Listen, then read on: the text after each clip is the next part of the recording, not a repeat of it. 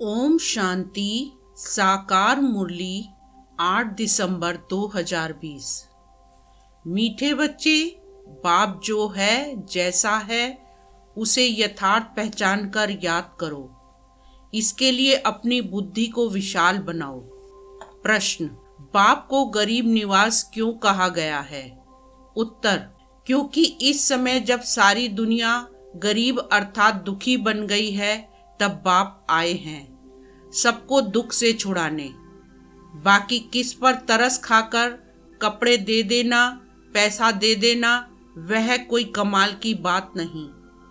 इससे वह कोई साहूकार नहीं बन जाते। ऐसे नहीं मैं कोई इन भीलों को पैसा देकर गरीब निवास कहलाऊंगा। मैं तो गरीब अर्थात पतितों को जिनमें ज्ञान नहीं है उन्हें ज्ञान देकर पावन बनाता हूँ। गीत, यही बहार है दुनिया को भूल जाने की। ओम शांति। मीठे मीठे बच्चों ने गीत सुना। बच्चे जानते हैं गीत तो दुनियावी मनुष्यों ने गाया है। अक्षर बड़े अच्छे हैं। इस पुरानी दुनिया को भुलाना है। आगे ऐसे नहीं समझते थे। कलयुगी मनुष्यों को भी समझ में नहीं आता है कि नई दुनिया में जाना होगा तो जरूर पुरानी दुनिया को भूलना होगा। भल इतना समझते हैं पुरानी दुनिया को छोड़ना है, परंतु वह समझते हैं अजुन बहुत समय पड़ा है, नई सो पुरानी होगी। यह तो समझते हैं, परंतु लंबा टाइम डालने से भूल गए हैं। तुमको अब स्मृति दिलाई जाती है। अभी नई दुनिया स्थापन होती है, इसलिए पुरानी दुनिया को भूलना है। भूल जाने से क्या होगा? हम यह शरीर छोड़ नई दुनिया में जाएंगे, परंतु अज्ञान काल में ऐसी ऐसी बातों के अर्थ पर किसका ध्यान नहीं जाता। जिस प्रकार बाप समझाते हैं ऐसे कोई भी समझाने वाला नहीं है। तुम इनके अर्थ को समझ सकते हो, यह भी बच्चे जानते हैं। बाप है बहुत साधारण, अनन्य। अच्छे अच्छे बच्चे भी पूरा समझते नहीं हैं। भूल जाते हैं कि इनमें शिव बाबा आते हैं।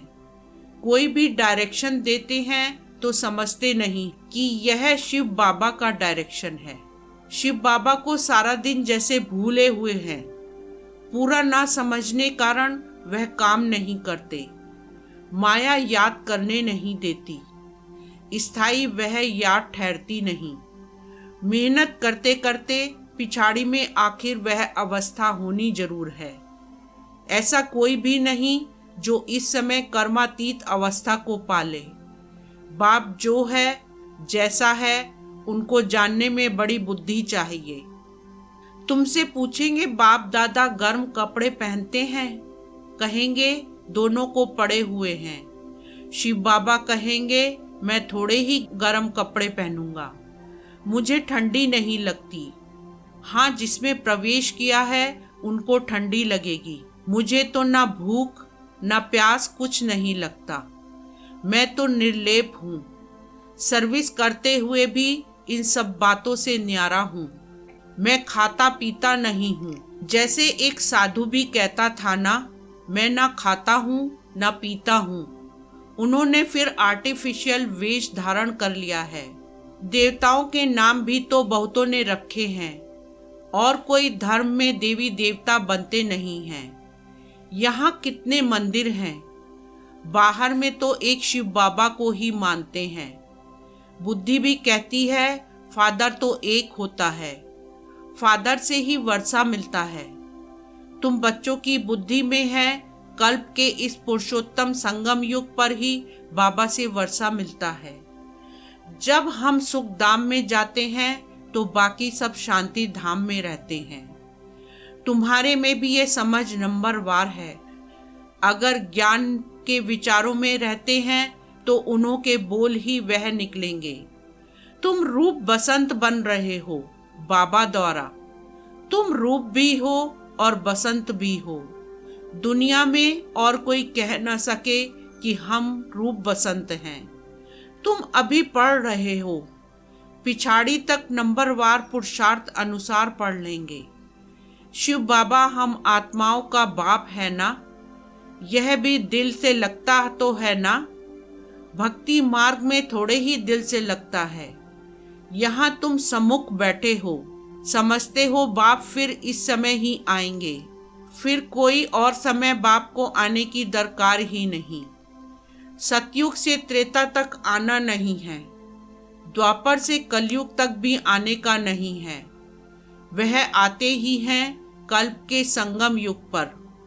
बाप है भी गरीब निवाज, अर्थात सारी दुनिया जो दुखी गरीब हो जाती है उनका बाप है। इनकी दिल में क्या होगा, हम गरीब निवाज हैं, सबका दुख अथवा गरीबी मिट जाए वो तो सिवाय ज्ञान से कम हो न सके। बाकी कपड़ा आदि देने से कोई साहूकार तो नहीं बन जाएंगे ना। करके गरीब को देखने से दिल होगी, इनको कपड़ा दे दे, क्योंकि याद पड़ता है ना मैं गरीब निवाज हूँ। साथ साथ यह भी समझता हूँ मैं गरीब निवाज कोई इन भीलों के लिए ही नहीं हूँ। मैं गरीब निवाज हूँ जो बिल्कुल ही पतित हैं उन्हों को पावन बनाता हूँ। मैं हूँ ही पतित पावन, तो विचार चलता है मैं गरीब निवाज हूँ, परंतु पैसे आदि कैसे दूं? पैसे आदि देने वाले तो दुनिया में बहुत हैं, बहुत फंड्स निकालते हैं जो फिर अनाथ आश्रम में भेज देते हैं। जानते हैं अनाथ रहते हैं, अर्थात जिसको नाथ नहीं। अनाथ माना गरीब। तुम्हारा भी नाथ नहीं था, अर्थात बाप नहीं था, तुम गरीब थे, ज्ञान नहीं था।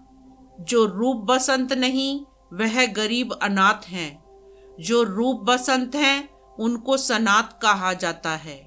सनाथ साहूकार को, अनाथ गरीब को कहा जाता है। तुम्हारी बुद्धि में है सब गरीब हैं, कुछ उन्हों को दे देवें। बाप गरीब निवाज है तो कहेंगे ऐसी चीजें देवें जिससे सदा के लिए साहूकार बन जाएं। बाकी यह कपड़ा आदि देना तो कॉमन बात है, उनमें हम क्यों पड़ें। हम तो उनको अनाथ से सनाथ बना देवें। भल कितना भी कोई पदमपति है, परंतु वह भी सब अल्पकाल के लिए है। यह है ही अनाथों की दुनिया। भल पैसे वाले हैं, वह भी अल्पकाल के लिए। वहाँ है सदैव सनाथ, वहाँ ऐसे कर्म नहीं कूटते। यहाँ कितने गरीब हैं जिनको धन है, उन्हों को तो अपना नशा चढ़ा रहता है। हम स्वर्ग में हैं, परंतु हैं नहीं, यह तुम जानते हो। इस समय कोई भी मनुष्य सनाथ नहीं है, सब अनाथ हैं। यह पैसे आदि तो सब मिट्टी में मिल जाने वाले हैं। मनुष्य समझते हैं हमारे पास इतना धन है जो पुत्र पौत्रे खाते रहेंगे, परंपरा चलता रहेगा, परंतु ऐसे चलना नहीं है। यह तो सब विनाश हो जाएगा। इसलिए तुमको इस सारी पुरानी दुनिया से वैराग्य है। तुम जानते हो नई दुनिया को स्वर्ग, पुरानी दुनिया को नरक कहा जाता है। हमको बाबा नई दुनिया के लिए साहूकार बना रहे हैं। यह पुरानी दुनिया तो खत्म हो जानी है। बाप कितना साहूकार बनाते हैं। यह लक्ष्मी नारायण साहूकार कैसे बने? क्या कोई साहूकार से वर्षा मिला व लड़ाई की? जैसे दूसरे राजगद्दी पाते हैं, क्या ऐसे राजगद्दी पाई? व कर्मों अनुसार यह धन मिला। बाप का कर्म सिखलाना तो बिल्कुल ही न्यारा है।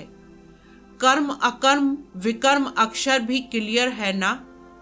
शास्त्रों में कुछ अक्षर हैं, आटे में नमक जितने रह जाते हैं। कहाँ इतने करोड़ मनुष्य, बाकी 9 लाख रहते हैं, 1/4% भी नहीं हुआ, तो इसको कहा जाता है आटे में नमक। दुनिया सारी विनाश हो जाती है। बहुत थोड़े संगम युग में रहते हैं। कोई पहले से शरीर छोड़ जाते हैं, वह फिर रिसीव करेंगे। जैसे मुगली बच्ची थी, अच्छी थी तो जन्म बिल्कुल अच्छे घर में लिया होगा, नंबरवार सुख में ही जन्म लेते हैं। सुख तो उनको देखना है, थोड़ा दुख भी देखना है। कर्मातीत अवस्था तो किसकी हुई ही नहीं है। जन्म बड़े सुखी घर में जाकर लेंगे। ऐसे मत समझो यहाँ कोई सुखी घर है नहीं। बहुत परिवार ऐसे अच्छे होते हैं, बात मत पूछो। बाबा का देखा हुआ है, बहुएं एक ही घर में ऐसे शांत मिलाप में रहती हैं, जो बस सभी साथ में भक्ति करती हैं, गीता पढ़ती हैं। बाबा ने पूछा, इतनी सब इकट्ठी रहती हैं, झगड़ा आदि नहीं होता? बोला, हमारे पास तो स्वर्ग है, हम सभी इकट्ठे रहते हैं, कभी लड़ते झगड़ते नहीं हैं, शांत में रहते हैं। कहते हैं यहाँ तो जैसे स्वर्ग है, तो जरूर स्वर्ग पास्ट हो गया है। तब कहने में आता है ना कि यहाँ तो जैसे स्वर्ग लगा पड़ा है, परंतु यहाँ तो बहुतों का स्वभाव स्वर्गवासी बनने का दिखाई नहीं देता। दास दासियां भी तो बनने हैं ना। यह राजधानी स्थापन होती है। बाकी जो ब्राह्मण बनते हैं वह दैवी घराने में आने वाले हैं, परंतु नंबरवार है। कोई तो बहुत मीठे होते हैं, सबको प्यार करते रहेंगे, कभी किसको गुस्सा नहीं करेंगे। गुस्सा करने से दुख होता है। जो मनसा वाचा कर्मणा किसको दुख ही देते रहते हैं, उनको कहा जाता है दुखी आत्मा। जैसे पुण्य आत्मा, पाप आत्मा कहते हैं ना। शरीर का नाम लेते हैं क्या? वास्तव में आत्मा ही बनती है। सब पाप आत्माएं भी एक जैसी नहीं होती हैं, पूर्ण आत्मा भी सब एक जैसी नहीं होती। नंबरवार पुरुषार्थ अनुसार होते हैं। स्टूडेंट खुद समझते होंगे ना कि हमारे कैरेक्टर्स अवस्था कैसी है, हम कैसे चलते हैं। सबको मीठा बोलते हैं, कोई कुछ कहे हम उल्टा सुल्टा जवाब तो नहीं देते हैं। बाबा को कई बच्चे कहते हैं, बच्चों पर गुस्सा आ जाता है। बाबा कहते हैं जितना हो सके प्यार से काम लो, निर्मोही भी बनना चाहिए। यह तो तुम बच्चे समझते हो, हमको यह लक्ष्मी नारायण बनना है। एम ऑब्जेक्ट सामने खड़ी है, कितनी ऊंच एम ऑब्जेक्ट है। पढ़ाने वाला भी हाईएस्ट है ना। श्री कृष्ण की महिमा कितनी गाते हैं। सर्वगुण संपन्न, 16 कला संपन्न। अब तुम बच्चे जानते हो हम वह बन रहे हैं। तुम यहाँ आए ही हो यह बनने के लिए। तुम्हारी यह सच्ची सत्यनारायण की कथा है ही नर से नारायण बनने की। अमर कथा है अमरपुरी जाने की। कोई सन्यासी आदि इन बातों को नहीं जानते। कोई भी मनुष्य मात्र को ज्ञान का सागर व पतित पावन नहीं कहेंगे, जबकि सारी सृष्टि ही पतित है। तो हम पतित पावन किसको कहें? यहाँ कोई पूर्ण आत्मा हो न सके। बाप समझाते हैं यह दुनिया पतित है। श्री कृष्ण है अव्वल नंबर, उनको भी भगवान नहीं कह सकते। जन्म मरण रहित एक ही निराकार बाप है। गाया जाता है शिव परमात्माए नमः। ब्रह्मा विष्णु शंकर को देवता कहे, फिर शिव को परमात्मा कहते हैं। तो शिव सबसे ऊपर हुआ ना, वह है सबका बाप। वर्षा भी बाप से मिलना है। स्वर्गव्यापी कहने से वर्षा नहीं मिलता है। बाप स्वर्ग की स्थापना करने वाला है, तो जरूर स्वर्ग का ही वर्षा देंगे। यह लक्ष्मी नारायण है नंबर 1। पढ़ाई से यह पद पाया। भारत का प्राचीन योग क्यों नहीं मशहूर होगा, जिससे मनुष्य विश्व का मालिक बनते हैं। उसको कहते हैं सहज योग, सहज ज्ञान। है भी बहुत सहज। एक ही जन्म के पुरुषार्थ से कितनी प्राप्ति हो जाती है। भक्ति मार्ग में तो जन्म बाई जन्म ठोकरें खाते आए, मिलता तो कुछ भी नहीं। यह तो एक ही जन्म में मिलता है, इसलिए सहज कहा जाता है। सेकंड में जीवन मुक्ति कहा जाता है।